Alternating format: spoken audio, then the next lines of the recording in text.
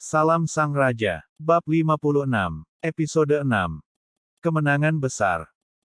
Para prajurit dan warga negara Chambord kehilangan kekuatan mereka untuk berdiri dan senjata mereka dijatuhkan ke tanah. Mereka semua bergegas menuruni tembok pertahanan dan berlari menuju gerbang kastil. Semua orang ingin naik ke jembatan yang runtuh. Bahkan jika mereka akhirnya mati, mereka masih ingin membawa raja mereka kembali. Tidak ada yang percaya bahwa raja mereka yang diberkati oleh dewa perang sudah mati. Dia harus hidup, dia hanya harus. Di tengah kerumunan, hanya beberapa orang yang berdiri diam, mereka semua memiliki ekspresi yang berbeda, tetapi kegembiraan mereka menembus mata mereka. Kepala Menteri Buzzer berdiri di bawah menara pengawal dan mengalami kesulitan menahan kegembiraannya. Hebat, dia akhirnya mati. Jujur, kekuatan yang telah ditunjukkan Alexander dalam pertempuran itu sangat mengejutkan dan mengancamnya. Dia tidak berharap bahwa raja remaja yang terbelakang dapat memiliki kekuatan seperti itu. Apakah kelakuan Alexander yang terbelakang dari sebelumnya bertindak? Buzzer akan berkeringat dingin setiap kali dia memikirkan hal itu. Semakin dia melihat sosok tak terkalahkan di jembatan, semakin dia menjadi takut. Itu sempurna. Alexander terbunuh di tangan musuh dan runtuhnya jembatan berarti bahwa musuh tidak dapat mengancam Chambord lagi. Ini seperti membunuh dua burung dengan satu batu. Rencana aku yang akan datang dapat dieksekusi dengan sempurna sekarang. Di samping Buzzer, Gil yang gendut memiliki senyum lebar di wajahnya. Alexander, kamu idiot. Kamu akhirnya mati, hahaha. Idiots akan selalu menjadi idiot. Meskipun kamu menjadi normal, yang kamu tahu adalah untuk menyerang seperti babi bodoh dan mempertaruhkan hidup kamu untuk warga rendahan itu. Lihat, kamu dimatikan oleh semua panah. Gil menoleh dan menatap Angela. Dia menjilat bibirnya saat ekspresi cabul dan kejam muncul di wajahnya. Matanya dipenuhi kegilaan, jika Brooke tidak menjaga Angela dengan cermat, Gil tidak akan menunggu dan sudah melakukan sesuatu. Di tenda hitam besar yang terletak di tengah-tengah pangkalan musuh. Ksatria bertopeng perak sedang duduk di kursi batu di tengah tenda tanpa daya. Dia melihat 9 ksatria hitam yang tersisa dan berkata dengan suara yang dalam, bersiaplah untuk mundur. Bunuh semua prajurit yang terluka parah yang tidak bisa selamat. Kita tidak dapat membiarkan Kekaisaran Zenith tahu bahwa kita telah berada di sini. Bersihkan medan perang dengan hati-hati dan jangan meninggalkan jejak apapun.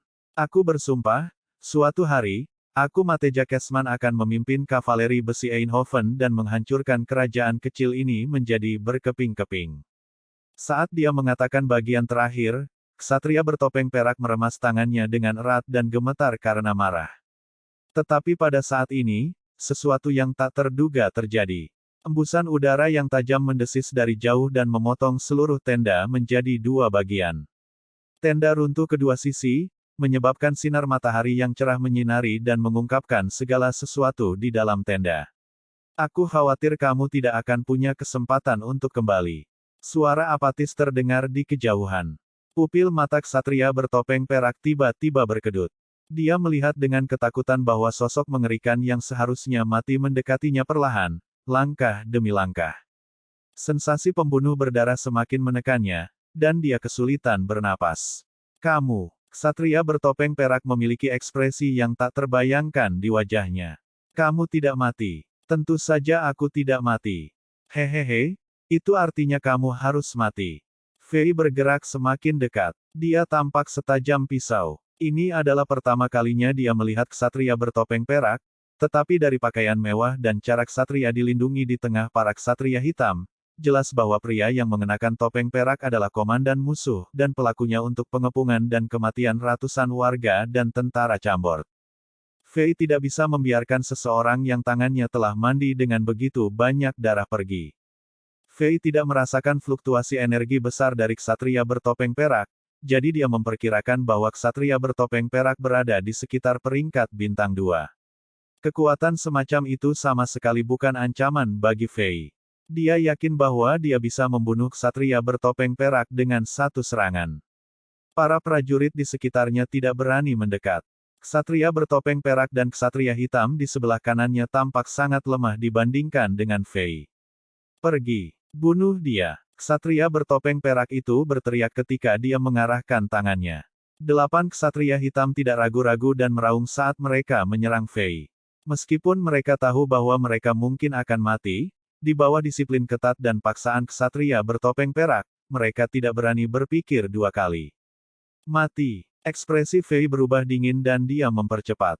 Tubuhnya meninggalkan serangkaian bayangan di udara. Saat dia akan bertabrakan dengan para ksatria hitam, cahaya putih menyala dan Azure Spiket Shield milik Barbarian dan Storm Sabre muncul di tangannya. Kemudian, setengah putaran 180 derajat, menyebabkan pedang emas berubah menjadi kilatan cahaya emas. Plach! Setelah 8 suara ringan, 8 ksatria hitam membeku di posisi mereka. Fei tidak melambat sedikit pun. Dia berubah menjadi tornado dan menyapu menuju ksatria bertopeng perak. Meskipun ekspresinya dingin, api mengamuk membakar hatinya. Haha, aku akan bunuh kamu sendiri. Ksatria bertopeng perak itu dengan enggan mengumpulkan keberaniannya. Kekuatan sihir biru bersinar di sekujur tubuhnya. Dia memadatkan bola es runcing seukuran bola basket dan menembak bola es ke arah Fei. Pada saat yang sama, serangkaian es muncul dan berputar di sekelilingnya, membentuk pelindung es. Serangan dan pertahanan instan. Ksatria bertopeng perak adalah penyihir es bintang 2. Dari gerakannya, Fei bisa mengatakan bahwa dia memiliki banyak pengalaman pertempuran praktis, dia membuat keputusan terbaik dalam sepersekian detik. Bam! Bola es secara akurat mengenai Fei. Ekspresi gembira muncul di wajah ksatria bertopeng perak itu. Selama bola es bisa membuat tubuh lawannya mati rasa dan memperlambat gerakannya sebentar, ia bisa menggunakan banyak perangkat sihir dan melantunkan banyak mantra sihir untuk dengan mudah menjatuhkan lawan yang paling dibencinya. Namun, tornado, itu tidak melambat sama sekali. Dengan kecepatan yang mengesankan, Fei tiba di depan ksatria bertopeng perak langsung. Di mata ksatria bertopeng perak, pedang emas melambangkan panggilan dari malaikat maut, dan itu menusuknya terus-menerus. Ah! Di bawah situasi berbahaya seperti itu, ksatria bertopeng perak meraung seperti beruang yang terluka. Kekuatan sihirnya melayang keluar dari tubuhnya dengan gila dan terbentuk menjadi banyak es dan berputar dengan cepat, membentuk lapisan-lapisan perisai es. Yang dia ingin lakukan hanyalah memblokir serangan mematikan dari pedang emas itu. Namun, dia ketakutan, dia memblokir pedang emas itu sebentar, tapi setelah merasakan darah, pedang itu menembus perisai es seperti kilat. Klik! Pedang emas itu tanpa ampun dan menembus tenggorokan ksatria bertopeng perak. Saat berikutnya, helai kehidupan terakhir menghilang dari mata di bawah topeng perak. Ksatria bertopeng perak tidak bisa mempercayainya. Bahkan sampai saat terakhirnya, mungkinkah dia, Pangeran Agung dan Agung yang akan mewarisi tahta kerajaan dan meninggalkan warisannya di benua Azeroth, akan mati di tempat seperti ini. Oh, mengenakan topeng. Kamu Wanabe. Fei meraih gagang Storm Saber dengan erat saat dia meludahi ksatria bertopeng perak dengan jijik. Dia tidak khawatir tentang serpihan es yang ada di tubuhnya. Dia menendang mayat ksatria bertopeng perak saat dia mengeluarkan pedangnya. Dia melirik musuh-musuh di sekitarnya yang menatap kosong. Pada saat yang sama, 8 ksatria hitam yang berdiri diam di posisi mereka jatuh, nyawa mereka telah dijarah oleh Storm Sabre. Cepat semua keluar dari sini. Fei tiba-tiba meraung. Ribuan musuh merasa seperti mereka telah diampuni ketika mereka berdiri di depan sebuah eksekusi. Mereka berteriak ketika mereka berbalik dan melarikan diri dari Fei. Mereka semua berharap bahwa mereka dilahirkan dengan 2 kaki lagi sehingga mereka bisa berlari lebih cepat. Pada saat ini, terompet yang keras terdengar di dataran dari jauh. Formasi besar kavaleri berjalan ke arah Chambord.